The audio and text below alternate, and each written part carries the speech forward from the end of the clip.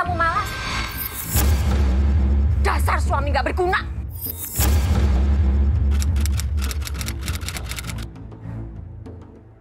Gimana kabar kamu?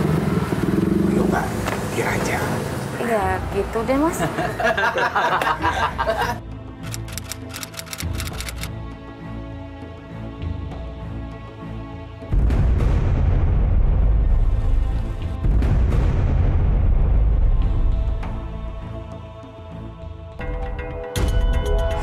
Sri, di mana kamu, Sri? Kondisi rumah tangga Sarno tengah dilanda prahara. Persoalan nafkah yang menjadi perkara. Pertengkaran rumah tangganya mulai terjadi sejak 3 tahun silam, manakala Sarno berhenti bekerja.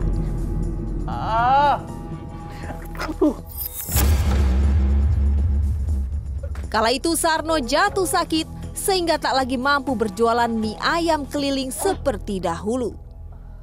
Dan kini setelah 23 tahun menikah, hubungan Sarno dengan Sri istrinya jadi semakin hambar pula. Sri, di mana kamu, Sri? Namun seperti peribahasa, tak ada asap jika tak ada api. Sri. Pasti ada penyebab di balik perubahan sikap juga perlakuan Sri. Kamu bisa bohongin aku, Mas? Sri, Sri. Sri, Sri. Siapa yang bohongin kamu sih, Sri? Aku ini benar-benar sakit kok. Sakit? Kita udah periksa ke dokter dan dokter bilang kamu baik-baik aja, Mas. Lalu kamu minta periksa ke rumah sakit. Dan ini hasil laboratoriumnya. Di sini tertera kamu tidak sakit apa-apa. Kamu bohong, Mas. Tapi Sri... Bener kan? Bilang aja Mas kamu malas. Makan kamu mau, ngerokok mau, tidur mau, tapi kerja nggak mau. Dimintain tolong jaga warung aja kamu nggak pernah mau. Aku itu kerja cari nafkah sendiri, Mas. Sri, kamu itu jangan asal nuduh aku ya. Kalau aku ini males, aku ini masih kerja. Jadi buruh tani, aku juga piara sapi. Lihat rumah ini, Sri. Anak kamu nikah juga, biayanya dari mana? Semua itu hasil jual sapi, Sri. Alah, pembohong. Banyak alasan. Pakai cemburu-cemburu segala sama aku. Aku itu kerja, Mas. Gak ada selingkuhan. Aku tahu, Mas. Kamu cemburu kan sama pamanku. Paman itu sudah aku anggap sebagai orang tua aku sendiri, Mas. Sarno kehabisan kata-kata, terjebak oleh drama. Lantaran tak ada lagi landasan percaya di antara Sarno dan Sri, timbul jurang pemisah. Masing-masing.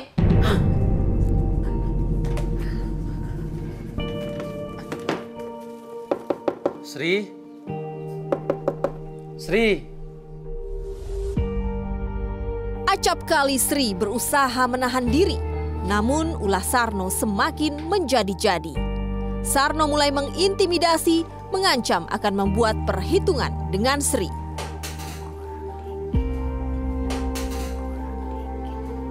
Sri. Mau apa kamu? Pergi sana, nggak usah ganggu-ganggu aku lagi. Awas kamu, Sri. Saya bakal buat perhitungan sama kamu nanti. Sembarangan. Ngomong apa kamu, Mas? Hah? Lihat ini. Saya bakal pakai buat ngeracuni kamu. Mati!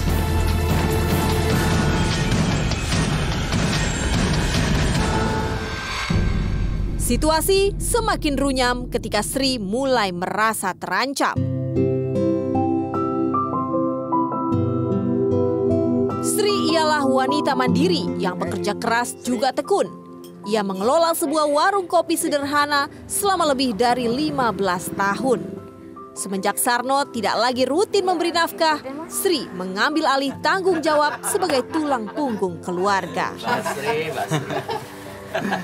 Kok kamu masih mau sih Sri sama dia? Dia udah nggak jualan mie ayam lagi, terus kerjanya apa sih sekarang? Ya gitu. Jaga rumah, makan, tidur. Sesekali ke ladang, pulang tidur lagi. Oh alah Sri, suami kayak gitu kok kamu pelihara? Kamu Buang aja, buang. Marah. Iya, Mbak Sri. Iya. Sri, kamu tuh cantik, Sri. Kamu cari lagi. Kamu buka lowongan pasti banyak yang mau daftar. Nah, iya benar.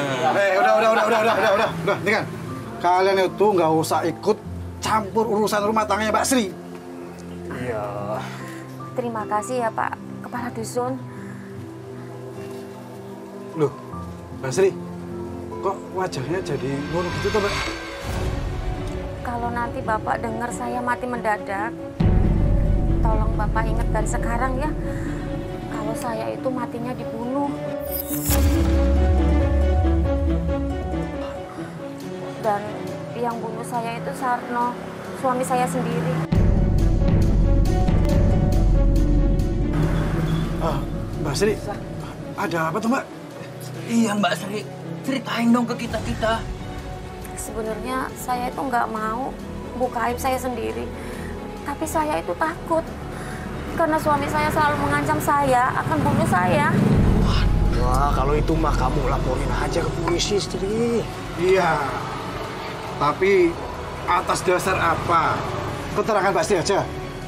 Kalau nggak ada bukti ya nggak bisa diproses, oh. Akibat situasi penuh dilema, perlahan Sri merasa makin terancam nyawanya. Hingga puncaknya, Sri mendepak Sarno keluar dari rumah. Pergi kamu, mas aku udah gak tahan sama kamu, aku capek. Kamu ini apa-apaan sih? Kamu ini jangan dorong aku seperti ini. Aku udah gak kuat ya mas ya. Cukup mas aku banting tulang sendiri, kamu malah enak-enakan tidur di rumah. Maksud kamu apa? Mulai hari ini kita pisah rumah mas. Kamu jangan balik ke rumah ini sebelum kamu dapat kerja. Pergi sana, pergi! Aku ini nggak nganggur. Aku ini kerja. Kan kamu tahu, penghasilan dari bertani sama jualan sapi itu butuh waktu, Sri. 3 bulan, Sri. Omong kosong, Mas. Kalau kamu niat kerja, minimal kamu mau bantuin jaga warung kopi. Pergi sana. Dasar suami nggak berguna. Sri! Sri! Buka pintunya, Sri! Sri! Aku mau bicara! Baiklah, Sri. Kalau kamu maunya seperti itu, aku akan buat perhitungan sama kamu. Kamu harus ganti semua pengeluaranku selama ini sama kamu. Untuk anak kamu dan untuk rumah ini. Apa kamu sudah lupa, Sri? Uang itu semuanya boleh pinjam dari saudaraku. Dengar kamu, Sri! Awal Februari 2022, Sarno didepak keluar rumah. Peristiwa pertama kalinya setelah 23 tahun berumah tangga. Ancaman Sarno ternyata bukanlah isapan jempol belaka. Celakanya tidak hanya Sri saja, seorang tetangganya turut jadi korban pula. Sesaat lagi di Waspada selepas jeda.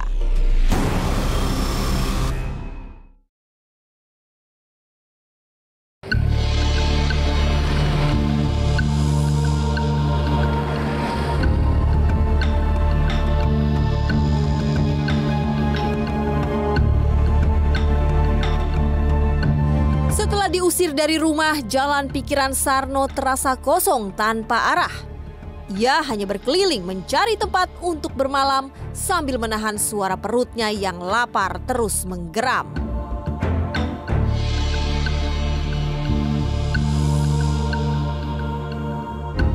Oleh karena terpaksa, Sarno mengais-ngaisi makanan yang dibuang di tempat sampah. Kondisi Sarno betul-betul berada di titik terendah. Ia tak peduli soal harga diri, asalkan ia bisa bertahan hingga esok hari.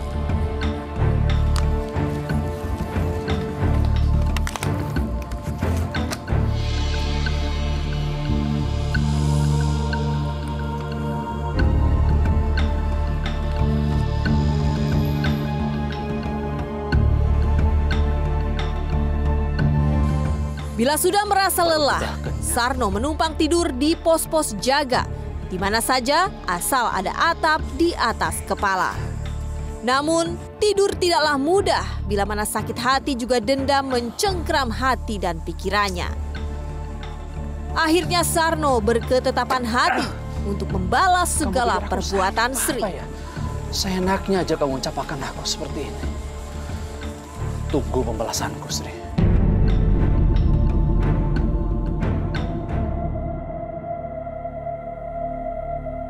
Kamis dini hari pukul 1 tanggal 24 Februari, Sri mulai menutup warung kopi setelah berjualan sedari pagi.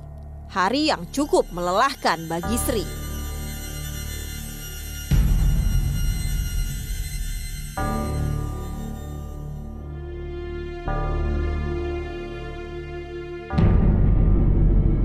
Setelah mematangkan rencana, Sarno mendatangi warung kopi istrinya.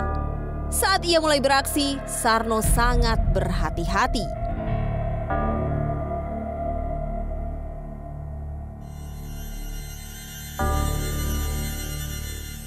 Sarno tahu betul kebiasaan istrinya bahwa Sri selalu minum kopi setiap pagi. Tak heran bila Sarno langsung mencari toples isi bubuk kopi yang dijadikan umpan untuk menjebak Sri.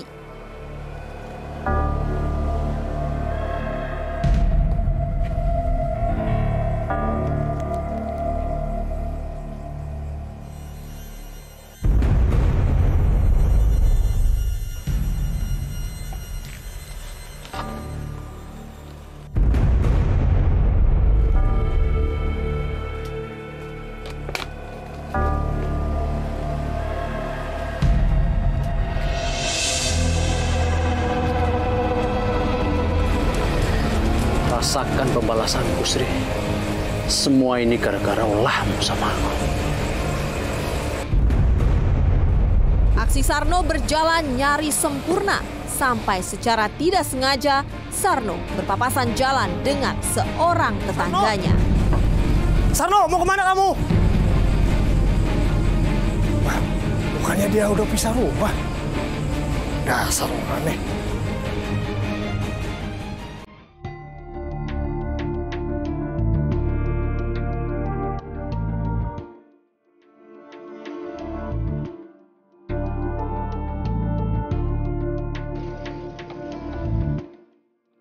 Ketika tiba waktunya, Sri menyeduh kopi hitam setelah membuka warung kopinya.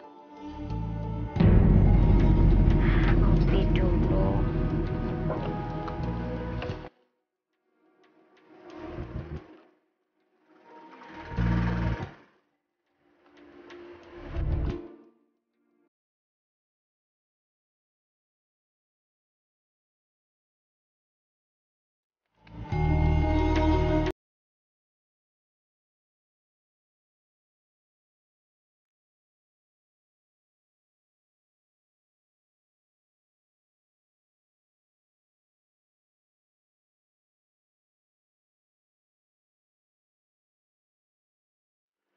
Tanpa firasat aneh juga curiga, Sri langsung menikmati kopi bercampur racun tikus pula.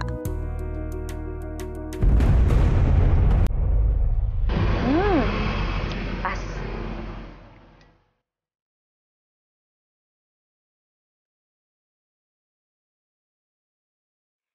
Kopi, Mbak Sri. Iya, Mas Pur. Tunggu ya. Iya, Mbak.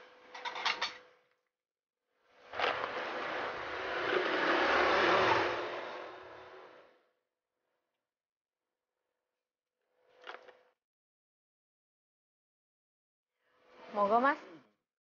Makasih, Mbak Sri.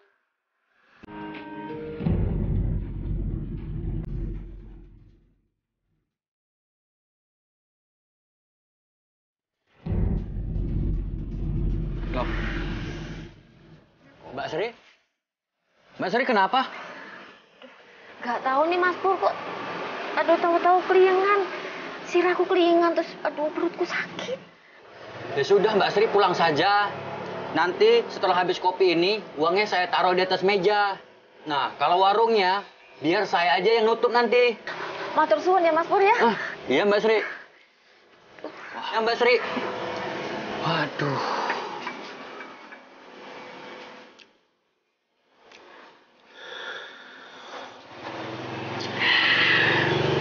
Celaka, seorang tetangga bernama Pur ikut jadi korban juga. Ia jelas berada di tempat yang salah pada waktu yang salah. Sekitar 15 menit kemudian, keduanya tumbang karena keracunan.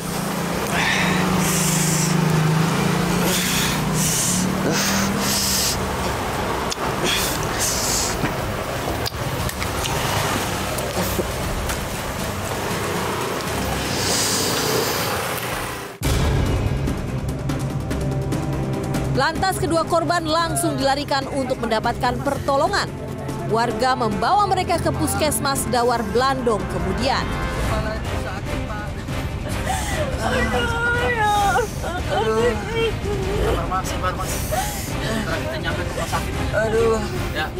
Berkat pertolongan warga, Sri dan Pur bisa tertolong nyawanya, walau Pur 3 hari terbaring melewati masa koma.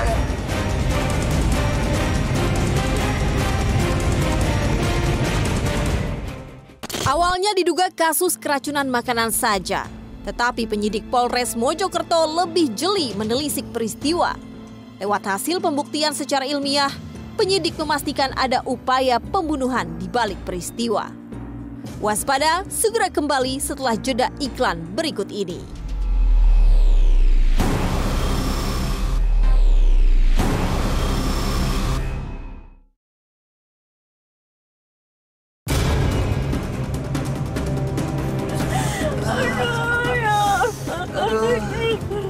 Sabar mas, perutnya juga sakit. Sakit lebih cepat lagi Pak ya. Sakit ya.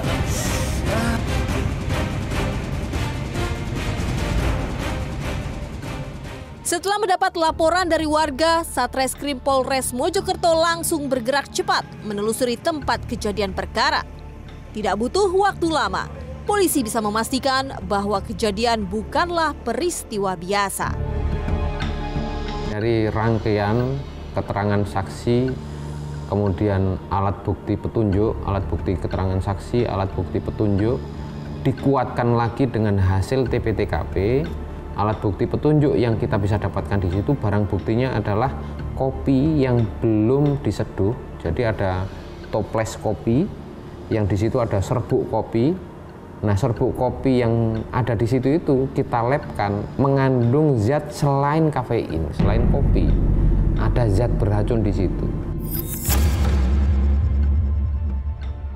Selain bukti ilmiah, keterangan seorang saksi mata mengarahkan penyelidikan polisi kepada sosok Sarno, terduga pelaku utama. Pada malam peristiwa, saksi mata sempat bertemu Sarno di tempat kejadian perkara. Tapi niku kula niku mboten cuma medeni tok kula niku, ngomongan tok mboten nate. Mun niki lho, perbuat ngeten niku lho kilas kula niku. Kesumpekan kula niku. Saking nemene kula niki. Karena apa? Karena nggih ngoten mriki diusir nyawang derek kula nggih. Sing niki lho sing niki lak kula ngracuni lak niki. Kilap niki lho, mboten enten rencana mboten apa. Karena sakit terus njen. Tahun itu. Hah? 3 tahun niku sakit iku mesti kula nek sakit iku mesti mboten di nate nggih nedha madhe teng warung Ki Ambok geblek lho dijarakan. Dirawat sama. Mboten dirawat blas kula niki. Geblek teng ngajeng ngene iki mboten direken. Nggih niku kula omongan sama kowe. Mboten kok nek ngancam lho mboten. Mboten pernah ngancam kula ini lan opo sing ngancam-ngancam iki. Kula hitungan tok ngoten sing hitungno. Juga kula ngeten sing kualon. Sampeyan niku hitung-hitungan apa njaluk dhuwit sakmono kae. Ngono. Anjen niku ndamel griya kan di sambuti teng derek kula mriku sih. Gini ku sing kula hitung niku. Ya sering diancam. Mau ya pakai obat itu, Mbak.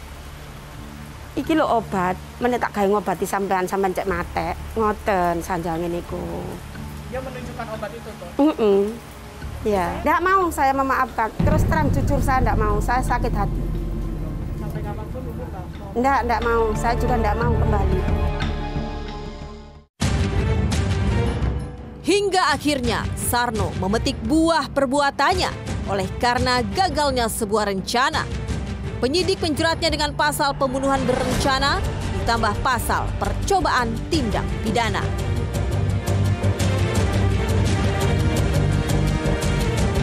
Ya, 340 KUHP tentang pembunuhan berencana. Kemudian kita pasangkan pasal 53 karena posisinya memang sekarang tidak ada orang yang mati. Nah, orang tidak mati ini bukan karena kehendak tersangka tidak selesai melakukan perbuatannya, tapi tersangka yang tidak berhasil melakukan perbuatannya.